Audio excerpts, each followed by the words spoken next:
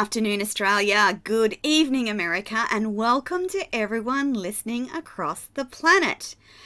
This is Complete Feng Shui, and it's a co-hosted show with the lovely Michele Castle. Now, before we get on with the show, here's what I need you to know. If you're listening live on Facebook, LinkedIn, YouTube, Twitch, or Twitter, please know that Hannah is ready and waiting to provide you with links about anything that we talk to today. Failing that, you can jump on to completefengshui.com or tonilontis.com, click on the co-host tab on the website, and you will also get all the downloadables and all the links to anything that we talk about here today. Now, each week we've been doing a welcome to country, and this week is no different, and it goes like this. I respectfully acknowledge the people of the Yugambeh language region on the Gold Coast, Queensland, Australia, the traditional owners of the land on which we broadcast and meet, and I want to pay my respects to the elders past and present and all Aboriginal and Torres Strait Islanders here listening today. Now, as you know, this is our co-hosted series, and it's focused on Feng Shui, Chinese Astrology and Metaphysical Studies. And this, sadly, is the last in the series. It's not going to be the last that you see Michele and I working together. We do have some more plans in place a little bit further down the line, but this is the last in this show series. And I have to say at this point that it is my divine privilege to talk to people who are passionate about their subject matter, who are knowledgeable, wise, and educative of the audience. And that's exactly what Michele has been, and Complete Feng Shui has just filled me with information overload. There is so much to know, and it's so incredibly helpful. So these shows have been packed with hints and tips and knowledge and wisdom that is easy to implement in your life and incredibly easy to follow and understand. And a reminder that Michele consults globally, and in particular around buildings and Feng Shui, offices and Feng Shui, businesses and Feng Shui. So if you want to give any of those areas a boost, really encourage you to reach out and connect with Michele, because she can do readings virtually from anywhere, and it's all based on the analytics of energy. Now, Michele, today when we were talking, when we were prepping for the show today, we were discussing what we're going to talk about, and it's been kind of a moving feast about what we talk about, because sometimes, and this happens across businesses the globe over, you can plan for things and then sometimes something will happen that just doesn't quite make it to the show. And so today we wanted to do kind of a roundup, and it will be around Feng Shui and Chinese astrology around the year 2022. And this year has been another interesting year. Each year at the end of the year I say, thank God that's over, let's get on with the new year, it's going to be fantastic. And each year it's different.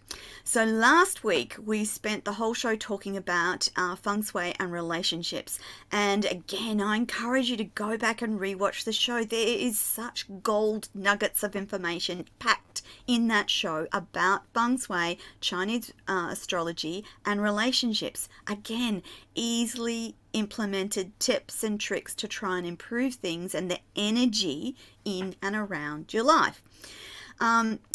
Today, I want to welcome Michele firstly back to the show, and before I ask my first question, I have to say that painting that sits behind you, now Michele's purposely changed her background each and every week as a reminder of how you can change the energy in your life, and today is no different. So good morning, Michele, welcome back to the show. Tell us about the background. Good morning. Hello. Thank you.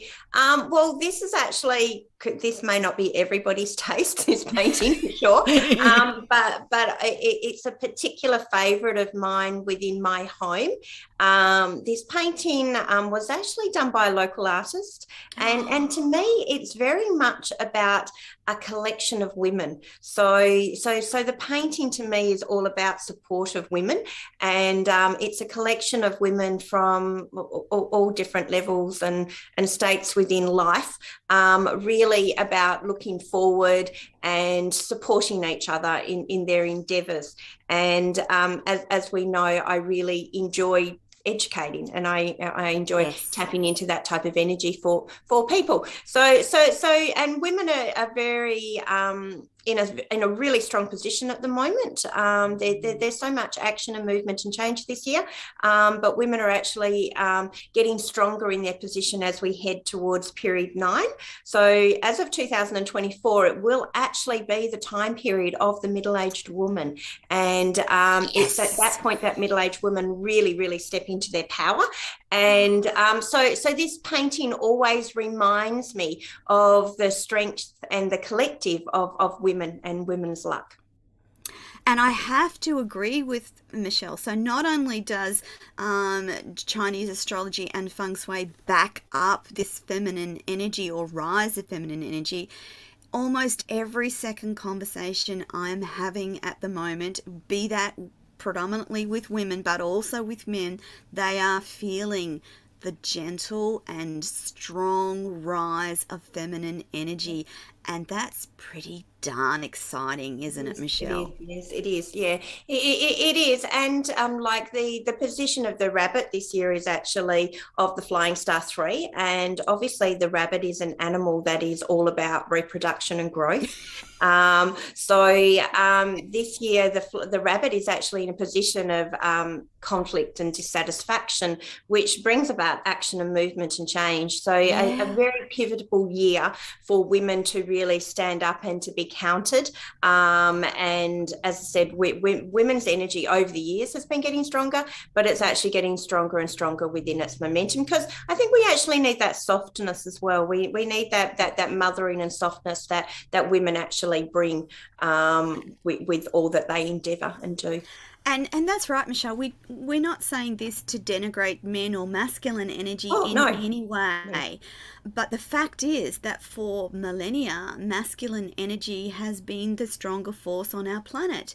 And for our worlds to move forward, the energy must change. And that's a rebalancing with feminine energy, which is incredibly exciting. And to think that 2024 will be that year of the middle-aged woman, that just lights me up. That's incredibly exciting. Wonderful. Well, it's really good for both of us, considering we're kind of classed we're as a bit that biased. Woman.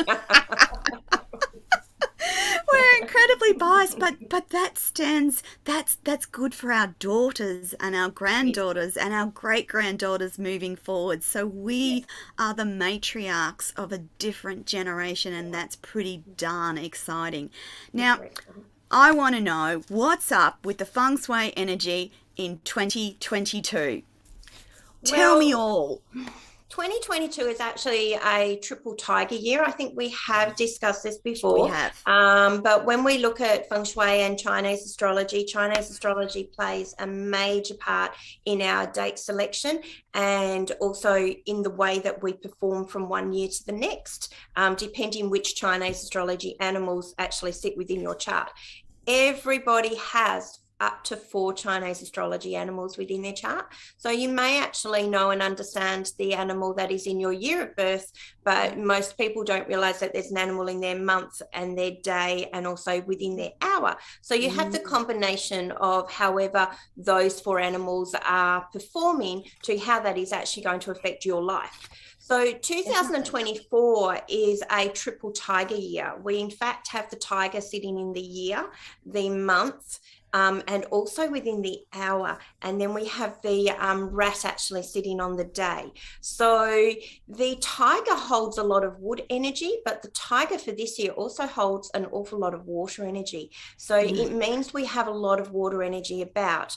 Now, water actually represents movement and it represents change. And the tiger's actually quite a ferocious animal. Tigers aren't timid in any way. So tigers do not like to be caged. They like growth and they like action. And this is what 2022 has actually very much been about. And we've already seen that, how there is such quick and sudden change from day to day, hour to hour, and month to month. So this year is very much about resetting things. It's a major year for change, and it's very action orientated. The people are actually looking at things more intelligently than possibly what they were last year, but it's definitely a tumultuous year. It's not an easy year, but it can be a very exciting year. Change is always very exciting. I agree. Change is challenging, but I find it exciting as well. And tumultuous is a pretty good description, because if you look a lot across global events, natural disasters, as Michelle and I talked about, we've been subject to 2 lots of floods, and I tell you, those floods, our property is still waterlogged. So there are spaces on our property where the water has not dried, and if we get a sunny day, it's actually quickly followed by a shower and it's wet all over again. So that water element is very present in terms of physical. Well, the earth has actually got quite moist over the last couple of years, because in 2020, when the rat arrived, the rat was in fact is a water animal, is the water base from an element point. So when the rat arrived in 2020, it brought water. And then when the ox arrived last year, the ox also contained a lot of water in last year's chart. And this year, we actually have 6 out of the 4 elements are water. Within the chart. So we have this huge influx of water, and if we have no fire to actually warm up the energy within the charts, then we're overwhelmed by this water energy. And water is extremely intelligent, but it can also be quite cold. So it means emotions are actually running really high this year as well, with that huge influx of water. Yeah. Michelle, I want to also, we wanted to also talk about Chinese astrology, and I thought that we could start the conversation by reminding people about the animals within Chinese astrology, and what we can expect in 2022 from each of those elements. Okay, so yes, there are elements 12 is the wrong word. Sorry, Michelle. I'm trying to get my I'm trying to get my Feng Shui Chinese astrology terminology correct, because elements are a separate component of well, they the actually metaphysics. are. So every animal comprises of up from 1 to 3 elements. So each animal has its own base element, but then there are also up to 3 elements hidden per animal. So when we start looking at the elements, everything about Feng Shui and Chinese astrology actually comes back to the elements. So everything is fire, earth, metal, water, and wood. So it is the combination of these elements, and really how the Chinese astrology animals perform from one year to the next really comes down to how well those elements are going to perform and how they're going to interact from one year to the next too. And that kind of dictates what type of luck you are going to have from 1 year or 1 month to the next. So when we look at the animals, they have elements actually attached to them, but what they also have attached to them is, we call them stars. So they're mountain stars, and the mountain stars also tell a story. So depending which mountain stars come in, now the mountain stars actually come from the sun and the moon, and really from an astrological point, and the same as the flying stars. Flying stars and mountain stars is really just a term of saying where the animal's actually located on the compass, so where it's actually sitting, astrologically wise, within the universal energy, and that energy will bring about a mountain star as such. So that's really just how we explain it. And so each animal will perform in a different way. So the rat for this year, the rat's very busy. It has the position of victory within its chart. It sits in the position of the flying star 1. So the rat is actually in a position of victory. It is also in a position of making lots of money and wealth, because the rat is a water element, and the element of water is actually the element of cash flow for this year. So rats do have the ability to tap into really good cash flow this year. But what the rat does have is a natural disaster star. And the natural disaster star just means that the rat has to be very mindful of its surrounding, because a natural disaster star is exactly that. It's been at the wrong place and at the wrong time.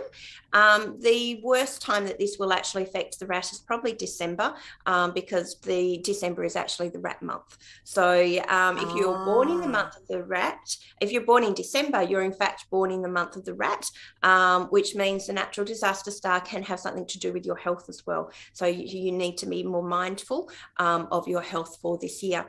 We have the ox. The ox actually is in the position of current prosperity. The ox has the flying star 8 sitting within its chart. So the ox has actually big auspicious stars within its charts. It also has nobleman luck. So the ox has a lot of helpful people and noble people around them. So they just need to keep their eyes open and actually be mindful of that there is help there, as long as you step up and you go, yes, please help me. You're willing to actually accept it.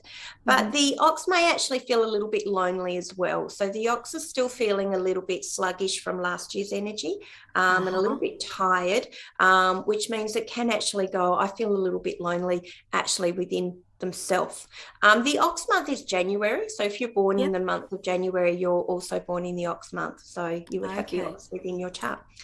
The tiger is born in February. So February is actually the tiger month. And the tiger this year has current prosperity as well. So the tiger is in a really, really strong position. It has both big and small auspicious stars. So it means it can tap into its luck very, very easily. It has the backing of the Tatsui, which is actually the god of the year. So even though it is year of the tiger, they do have the backing of the Tatsui, which means they are really well protected and really well supported. They have an academic star, and they also have a travel star. So it means the tiger has a lot of travel and movement. Now, this is why we're having so many travel incidents actually this year, because the tiger being a travel star will actually increase travel on a whole for people, particularly for tigers. So if you're born in a tiger year, it means you've got that great opportunity for travel and movement, but it also means you've got the opportunity to meet a lot of new friends and clients and contacts as well within your chart.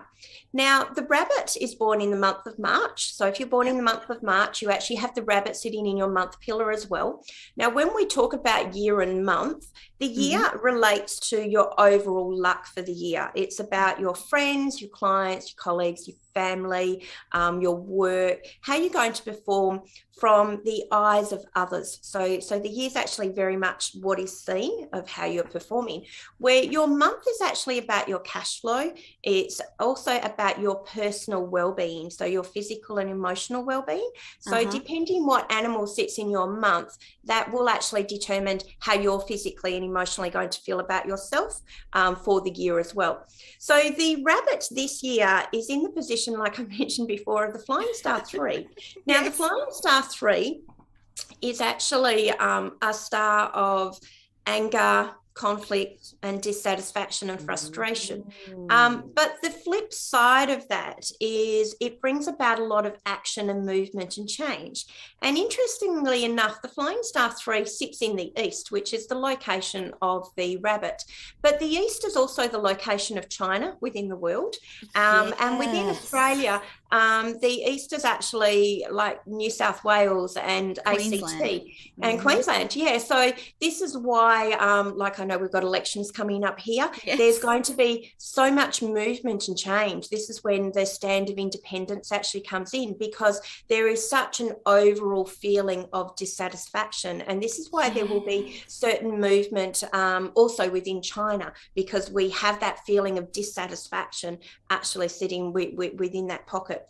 But the rabbit within itself is doing relatively well. So to me, I like action, movement, and change. I think if you get in that position of dissatisfaction, you can move forward, which is great. Yeah. So the rabbit also has the peach blossom luck, and it also has flowered romance. So the rabbit is actually feeling quite confident within itself. So this movement and change is really good. And it also has what we call a golden deity star. And the golden deity star means that you can actually tap in and trust your intuition. And rabbits are generally quite intuitive. So the rabbit really needs to tap in and go, you know what, I do trust that gut feeling. I am protected, and I can actually tap into my intuition. Yeah. Then, of course, we have the dragon. The dragon is the month of April. So we've actually just survived a dragon month. Dragons tend to really shake things up. They're very charismatic. They're really bright and bold, and they usually make quite a statement. So the dragon has what we call a star of arts. So the last month in the dragon would have brought a fair amount of creativity. But the dragon is also in the position of the flying star 7. The flying star 4 actually, and 4's all about people luck. So the dragon's actually feeling a lot more friendly and a lot more light this year. Okay. So it has a lot more people luck. It also has a big and small auspicious star. So it actually has a really good opportunity to tap into small wins and also big wins. It's a matter of keeping your eyes open and acknowledging when they come forward. Now we're in the snake month, and so May is actually going to be a really interesting month. May is the month of the snake. So if you were born in May, you're also born in the snake month. And the snake for this year also is in the position of the flying star 4. So the snake has really good people skills and really good friendship skills and great academic skills as well. The snake is also a travel star. So we are likely to actually experience a lot more accidents for this month, because when the snake and the tiger combine, we have double travel stars. So there is likely to be an increase in travel incidents around the world. But the snake on a whole is actually performing really quite well.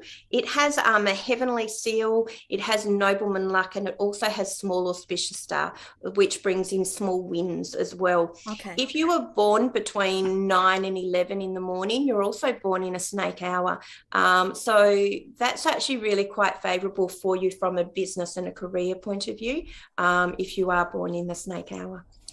Then in June, we have the horse month. Now, the horse is strutting its stuff this year. The horse is doing really, really well. The horse has a victory star, so it has that ability to succeed in all that it endeavours and does. And it also has what we call a RoboCop star. So it means that the horse this year, so if you remember the movie RoboCop, that he was so busy working that he actually neglected his family. So the horse actually does have that tendency this year, that it's going to be so busy with its victory and its success of getting where it wants to go that it's likely to neglect family. So the horse doesn't need to be mindful of that. But he has harmony. He is actually an ally to the tiger. So the horse overall is actually in a really quite a strong position for 2020. Because of its association with the tiger, and it's a tiger year. Yeah, it's a tiger year. So tiger, dog and horse are actually allies. So they have that really nice energy and harmony between them. So because it's a tiger year, it actually gives the horse harmony by being an ally. So often we, particularly if we're struggling, if we're having a hard year, we then want to hang out with our allies. It gives us like secret protection, which is similar to the secret friend. So the tiger's secret friend is actually the snake. So when the snake and the tiger's Yes. So when they hang out together, it kind of gives Yes. that positive energy within the chart with the combination of the two animals. Now, coming to July, we have the goat month. Now, goats last year were extremely undermined. The goat actually had a really difficult year last year because, yes, it was a rough year.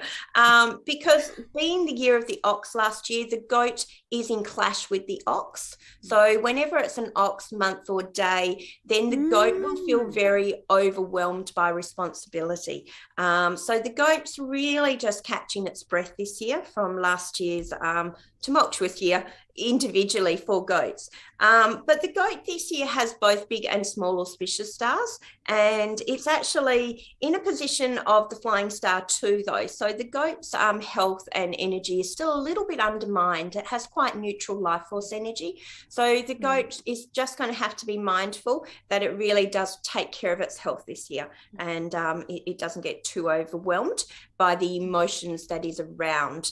The goat, of course, is an earth animal. So because we have so much water about, it's going to be very easy for goats to feel that they've got a lot of thought confusion and that their mind's a little bit muddied, because the combination of earth and water creates mud, obviously.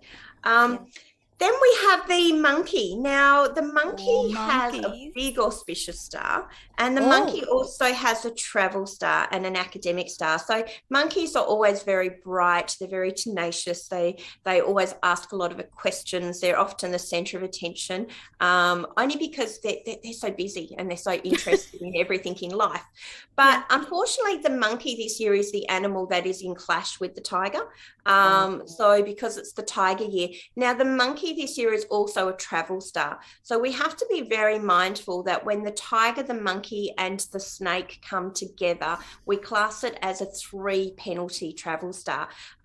So when we hit the month of August, so May and August, we have major tendencies for a lot of travel incidents and accidents, because these animals are coming together.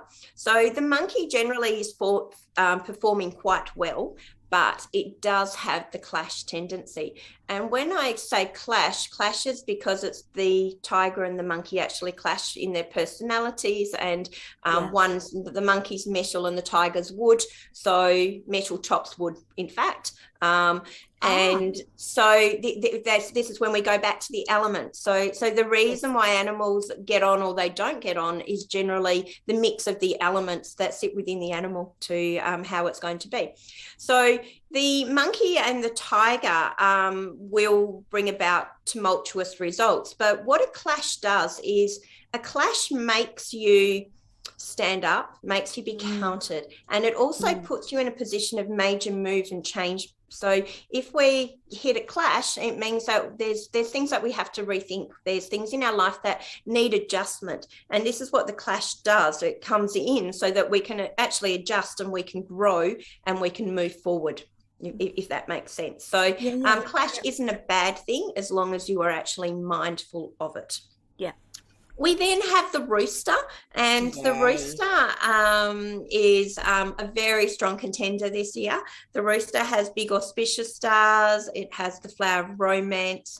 It has a star called the Yi Duo, and the Yi Duo means that it will actually multiply the energy of whatever is about. So if the rooster's feeling really positive and it's preening and it's shining, well, then it's going to be very likable. But if it's feeling quite depressed, it can go woe is me very quickly and very easily as well. So Yi Duo means you have to be mindful and accountable of how you're actually feeling this year. But the rooster has very strong persuasive qualities. Roosters are always very good debaters, and they generally like to get their point across. But the rooster this year is actually in a really nice, strong position for 2020. Okay, we only have 2 to go. So the dog. Yes. The dog is feeling a little bit tired. It has quite neutral life force energy. So the dog is actually still feeling a little bit tired and a little bit worn out. But it does have big auspicious stars. It does have harmony, and it does have that golden deity star. So the dog is very capable of trusting its intuition this year as well. Then we have the pig. Now, the pig is actually one of the top performing animals for this year. Interestingly enough, the pig, the goat, and the rooster are actually the top 3 performing animals energy-wise. They have the greatest capabilities of success. They just have to set the course in motion and put their mind to it to succeed. So the pig has harmony. It has a traveling horse, so it means it has a lot of movement and change within its chart. And it is also an ally. So the pig is also the tiger's secret friend as such. So the tiger and the pig get on very, very well. The pig does have what we call a robbery star, though. So the robbery star means that because the pig's performing and shining so well, obviously when we're doing well, often other people go, okay, I want what she's having. So then we have this robbery tendency, which means people are going to try to take your word away from you. So it can be in words, it can be in relationships, or it can actually come down to being burgled or robbed physically within your home, also intellectual property. So the pig just has to be mindful of that robbery star. So even though things are doing so well for the pig, they need to be aware that not everybody has their best interest at heart for the year. And people will often want what you've got if you're doing really, really well.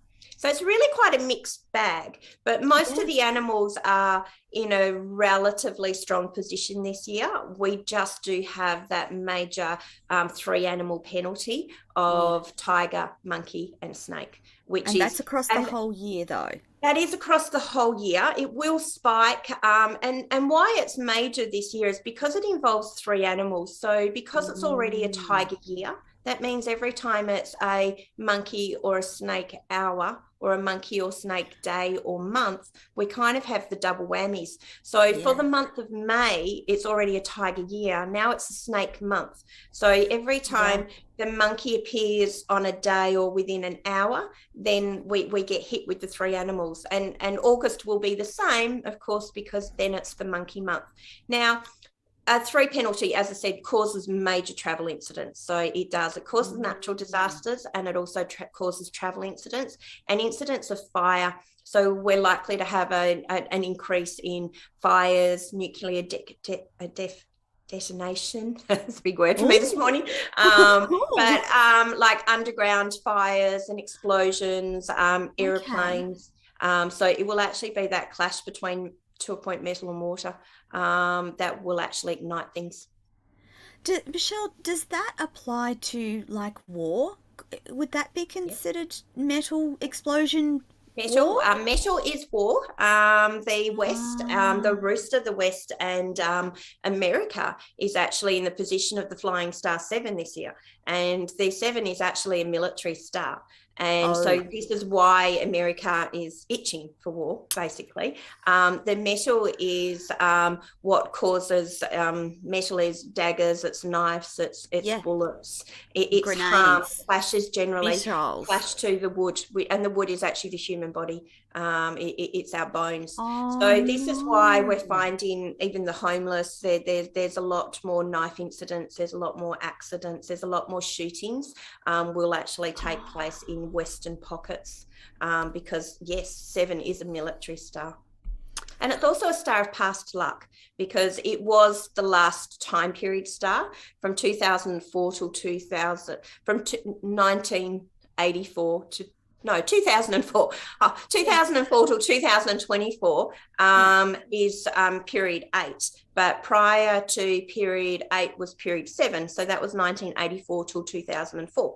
So at that point, 7, which represents also, the 7 represents the skin and lungs. So we found in period 7, we had a lot more skin conditions, and we had asthma was a major issue in a period 7. And 7 was very much about technology and military as well. We had the Vietnam War. Computers were actually designed with that time period. eczema, skin conditions, asthma, they were actually a lot more on the rise. Once 2004 came, all of those issues kind of settled. And yes, of course, we have had war within this time period, but we have tried to have it a lot more grounded. All the numbers are in their natural position this year. So it's quite interesting that the 7 naturally sits in the west, and America sits in the west of the map of the world. And America has such strong military strength. And it has really since 1984, really. So for the last 40 years, it's been a leader in military control and power. Yeah. You said something about 2004.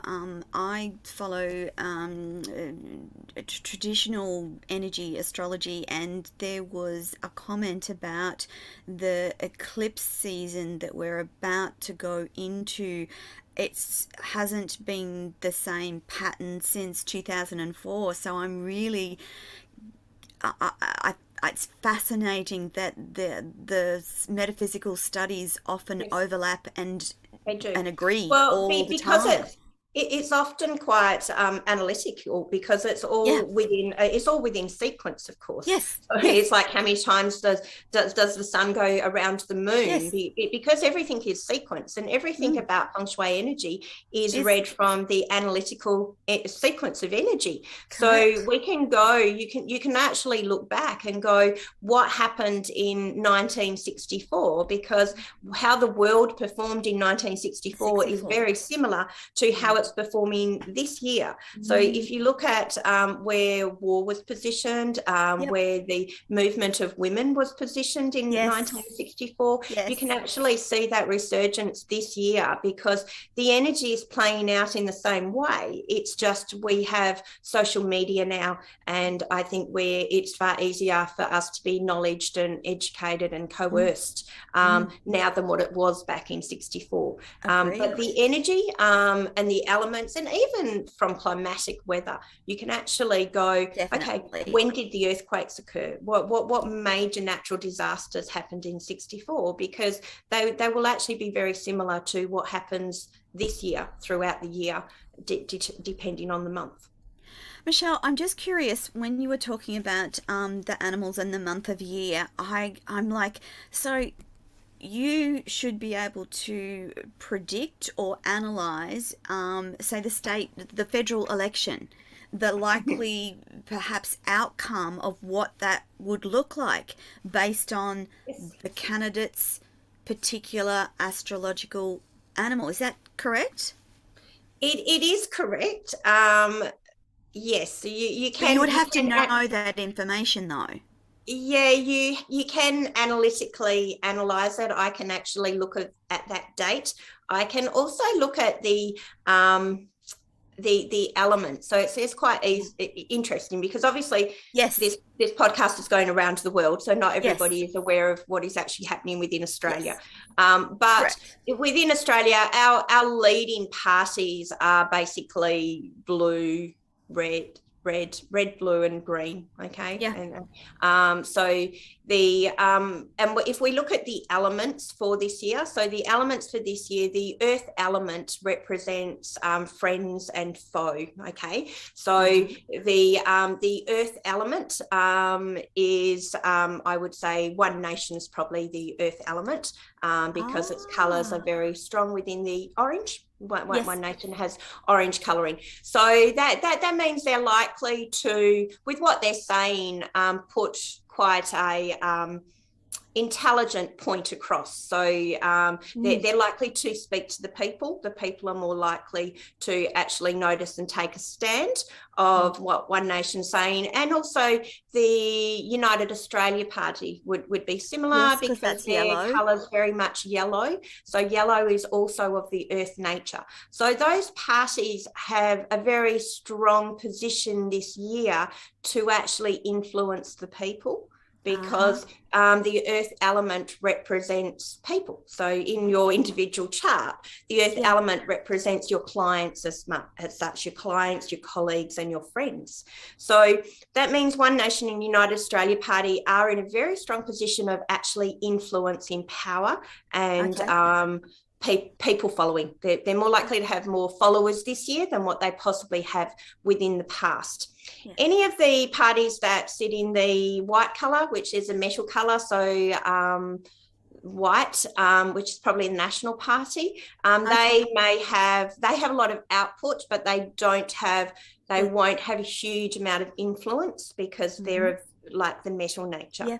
The water element, so the water blue. Element is probably very much blue. So blue is actually liberal within this country. Yes. So the blue actually represents money and wealth.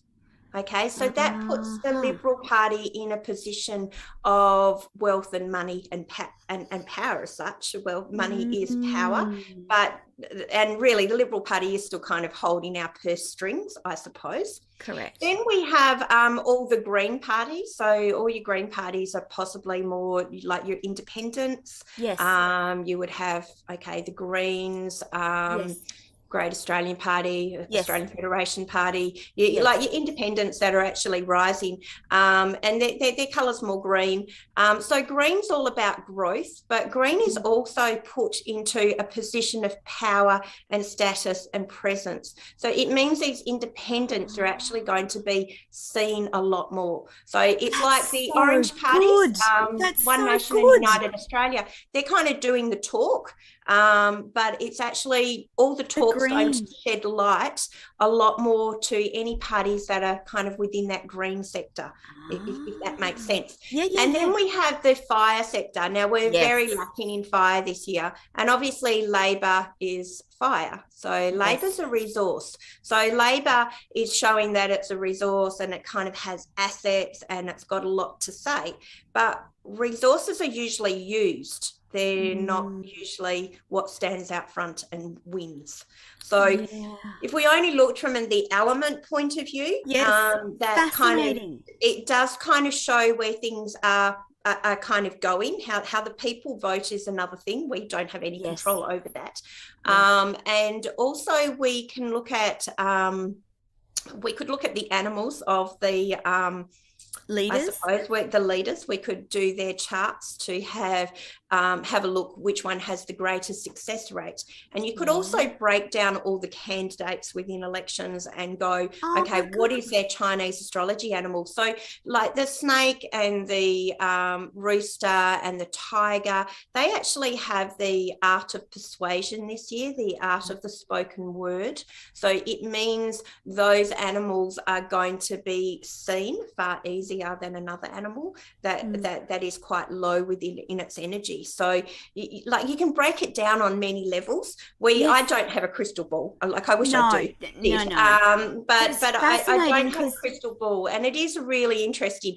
And it's an interesting topic because I'm actually a federal candidate for. Yes, I didn't know whether you wanted me to. I didn't know whether you wanted me to mention that. What's your colour scheme? It is. So I'm actually a candidate for the Australian Federation Party, and we're very much about freedom. So it's very much about change, action, movement, and freedom.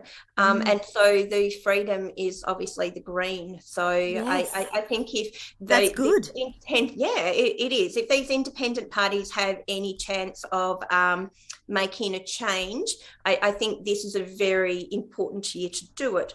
Also, the election, it will depend on the day of the election to which animals are favourable. And the election is falling in a wood month. So it is actually a wood snake month, which means wood is very strong with its growth and progression. And the element of wood also represents wind. So with the water supporting it, and the wind, that is very much an indication of winds of change. Good. It is actually going to be very interesting. It is going to be fascinating. Which way it falls. I know. As you were saying that, I'm reflecting on the American midterms. I'm not absolutely sure of the terminology, but they are coming into midterms, and the Republicans at red, Democrats blue. I'm transferring that information you've just had about Australian politics to American politics and thinking, my goodness, that could be really fascinating. Yes, it is. It's a totally different point of view.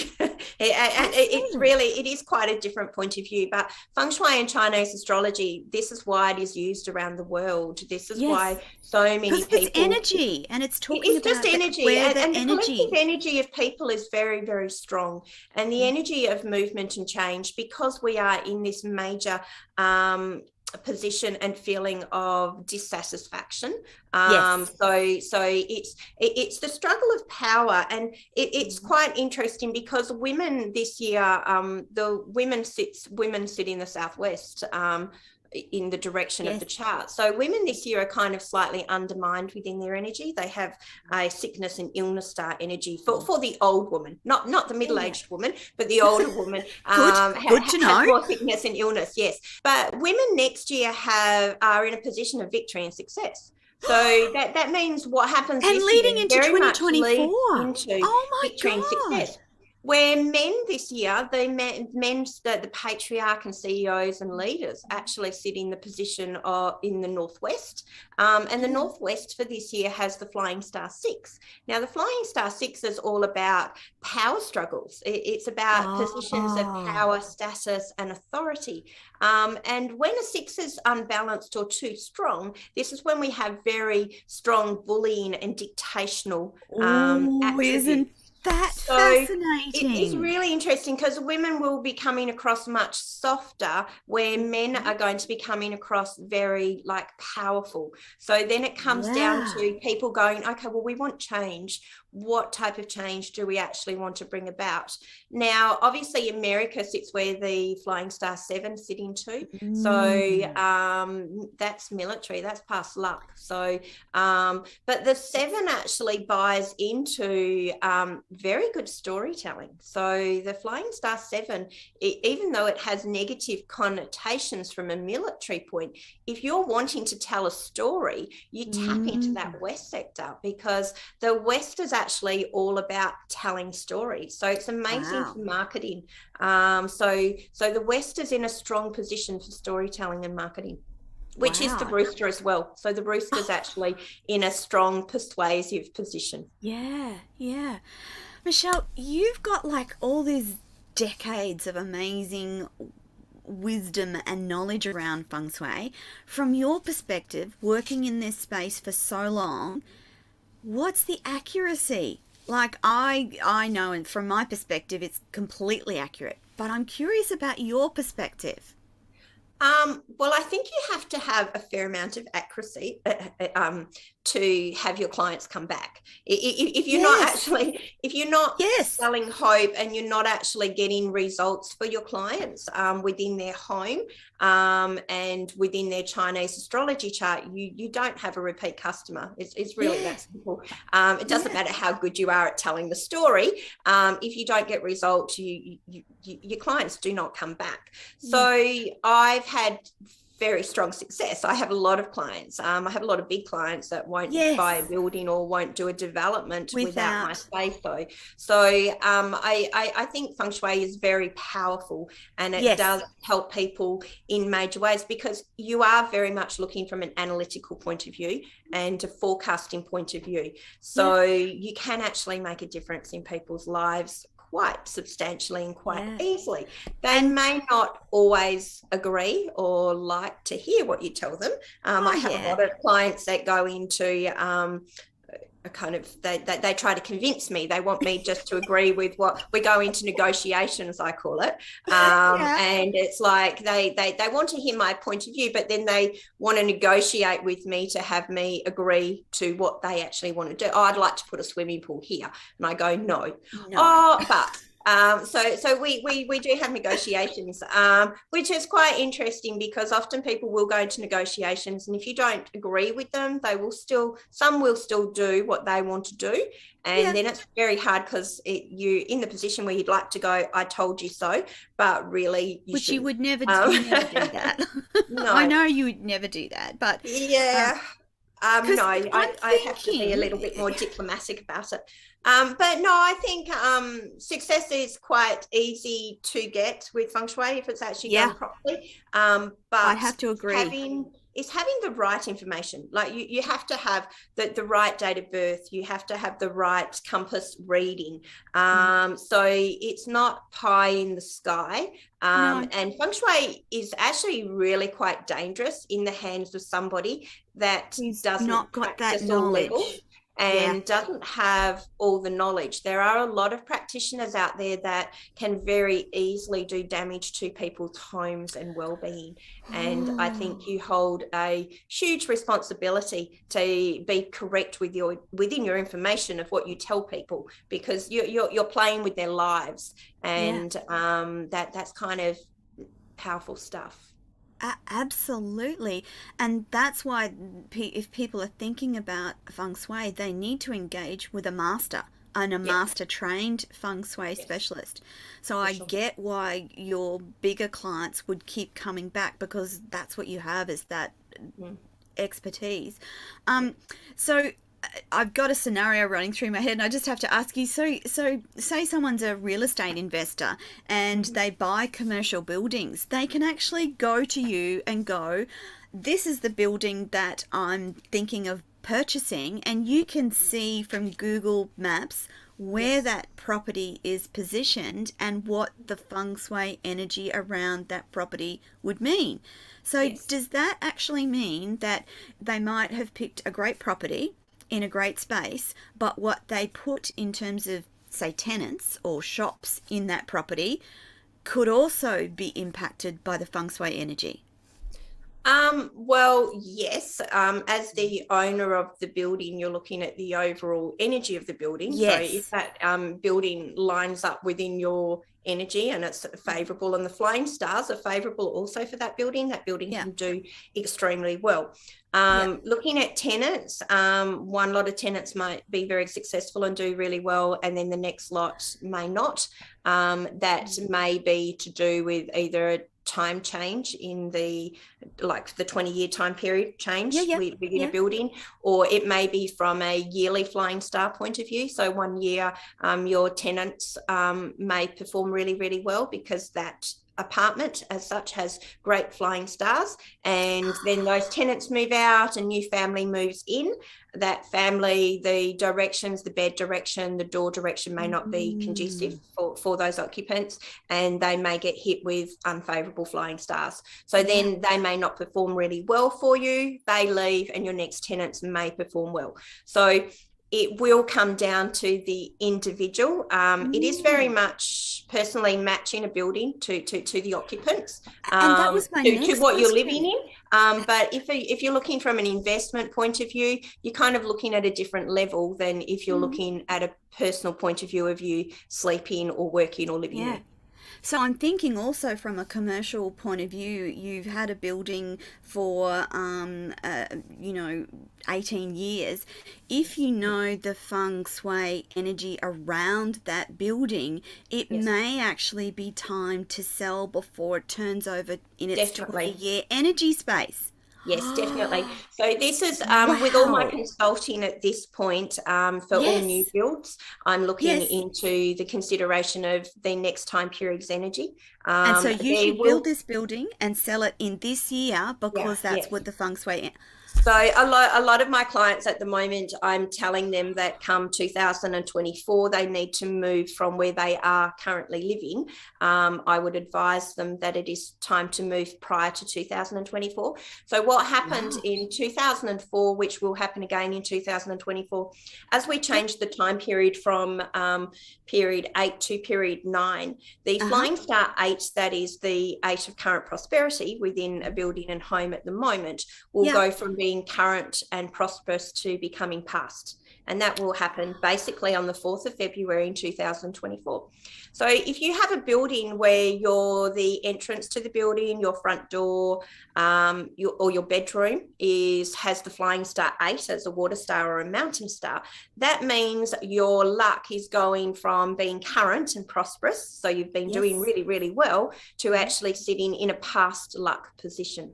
So this will impact a lot of people. Now, this happened in 2000. 2004 Yep. with the period 7 homes because they had double sevens. So period 8 and period 7 have both had double flying star numbers within the chart. So the 7 all of a sudden went from having prosperous luck within your business and also within your relationships to that luck going from prosperous one day to past the next. And I actually, my studies had been done, and the majority of my consulting started around 2004, and it was really interesting the major difference in the luck of buildings and homes. So and I was seeing it all around me with consulting, and it was quite fascinating because that was very much the early days and the beginning of my consulting.